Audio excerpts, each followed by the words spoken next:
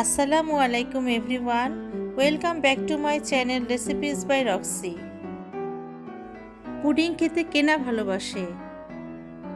আমার ও আমার ফ্যামিলির তো খুবই প্রিয়, আর সেটা যদি হয় ক্যারামেল কাস্টার্ড এগ পুডিং তাহলে তো কথাই নেই।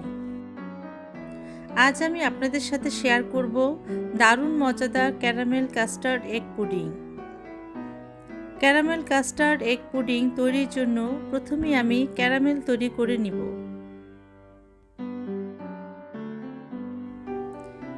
এই জন্য প্রথমে চুলায় আঁচ মিডিয়াম লো করে ফ্রাই প্যান বসিয়ে দিয়েছি। ফ্রাই প্যান হালকা গরম হয়ে এলে 1/3 কাপ চিনি দিয়ে দিচ্ছি। এরপর দিয়ে দিচ্ছি 3 টেবিল চামচ পানি।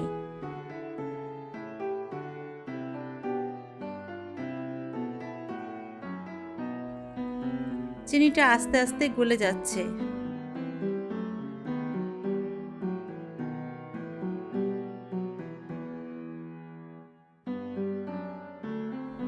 চিনি সম্পূর্ণ গলে যাবার পর যখন হালকা বাদামি রং হতে শুরু করবে, তখন স্প্যাচুলা দিয়ে আস্তে আস্তে নাড়তে থাকবো।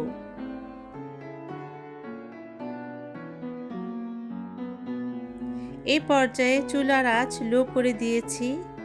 নাড়তে নাড়তে যখন একটু গাঢ় বাদামি রং হওয়া শুরু করছে, তখন চুলা নিভিয়ে দিচ্ছি।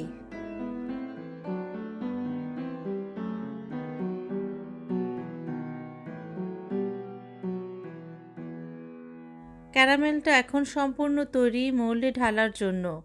দ্রুত ক্যারামেল মোল্ডে ঢেলে মোল্ডটা চারপাশে একটু ঘুরিয়ে দেব, যাতে ক্যারামেল মোল্ডের ভিতর চারপাশে ছড়িয়ে পড়ে। আজকে আমি একটু বড় সাইজের পুডিং তৈরি করে দেখাবো, তাই পুডিং তৈরির জন্য নর্মাল টেম্পারেচারে রাখা লিকুইড দুধ নিয়েছি 800 ml। এখান থেকে হাফ কাপ দুধ আলাদা করে নিচ্ছি। এই হাফ কাপ দুধে 1/4 কাপ কাস্টার্ড পাউডার দিয়ে ভালো করে মিশিয়ে নিব। আমি এখানে ভ্যানিলা কাস্টার্ড পাউডার নিয়েছি।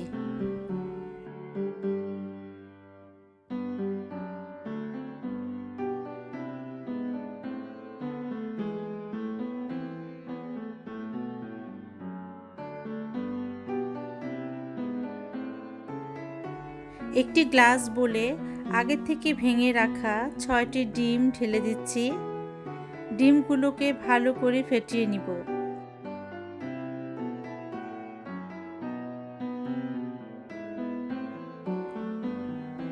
ডিম ফেটানো হয়ে গেলে এর মধ্যে হাফ কাপ চিনি দিয়ে ভালো করে মিশিয়ে নিব।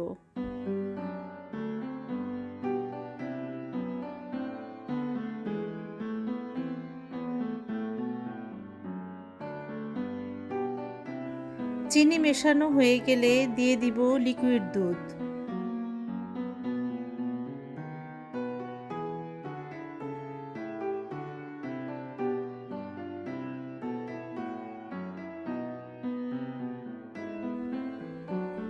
দুধকে আরও একটু ঘন করার জন্য দিয়ে দিব 1 কাপ গুঁড়া দুধ।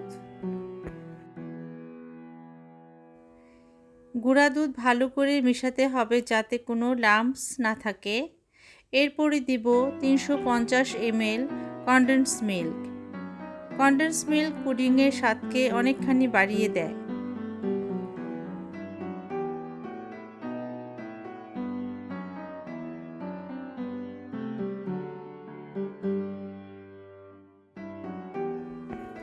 এরপরে দিয়ে দিব আগের থেকে হাফ কাপ দুধে গুলিয়ে রাখা কাস্টার্ডের পাউডারের মিশ্রণ। ভালো করে মিশিয়ে 1 চা চামচ ভ্যানিলা এসেন্স দিয়ে আবারও মিশিয়ে নিব।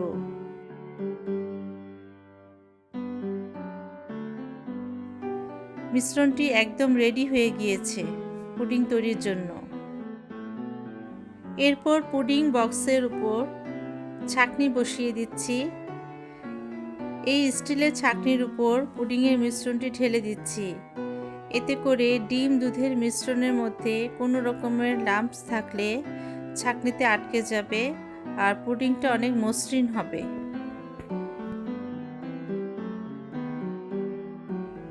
পুডিংটাকে স্টিম করার জন্য চুলাতে একটি বড় স্টিলের হাঁড়ি বসিয়ে দিয়ে কিচেন টিস্যু বিছিয়ে দিচ্ছি। পুডিং বক্সটা টিস্যুর উপর বসিয়ে দিচ্ছি।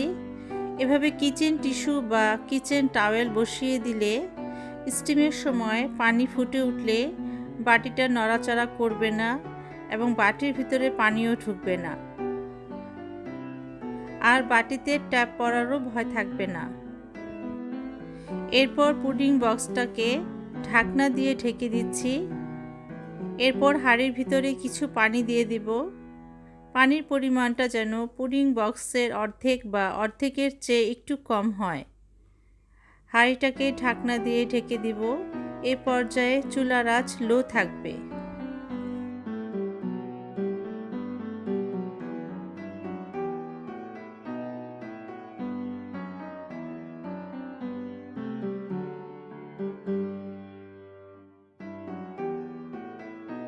এক ঘন্টা পর একটা কাঠি দিয়ে দেখছি পুডিংটা হয়েছে কিনা। দেখুন কাঠিটি ক্লিন বের হয়েছে, অর্থাৎ পুডিং প্রপার কুক হয়ে গিয়েছে। পুডিং পুরোপুরি ঠান্ডা হয়ে যাবার পর মোল্ড থেকে পুডিংয়ের সাইডটাকে আলগা করে নিচ্ছি মোল্ড আউট করার জন্য। পুডিং গরম থাকা অবস্থায় কোনোভাবে মোল্ড আউট করা যাবে না। গরম অবস্থায় পুডিংটি মোল্ড আউট করতে গেলে ভেঙে যাওয়ার সম্ভাবনা থাকে। একটি প্লেট দিয়ে ঢেকে পুডিং বক্সটাকে উল্টো করে ধরে পুডিংটাকে মোল্ড আউট করে নিচ্ছি। তৈরি হয়ে গেল আমার দারুণ স্বাদের ক্যারামেল কাস্টার্ড এগ পুডিং। ক্যারামেলের এই কালারটা দেখুন কি সুন্দর হয়েছে। দেখুন ভিতরটাও কত সুন্দর ও মসৃণ ও ক্রিমি হয়েছে।